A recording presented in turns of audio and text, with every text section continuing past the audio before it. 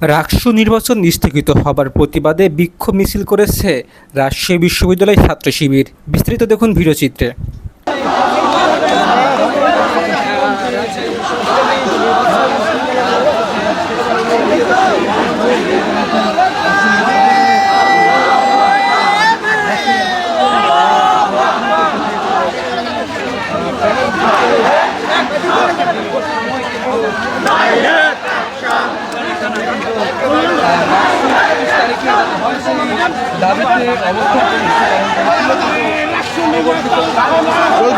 চলবে না।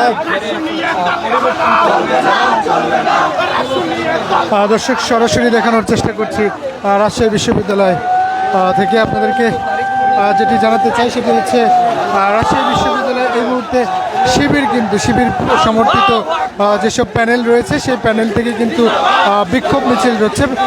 নির্বাচন স্থগিতের প্রতিবাদে কিন্তু এই মুহূর্তে বিক্ষোভ মিছিল করছে ছাত্র শিবির সমর্থিত প্যানেল।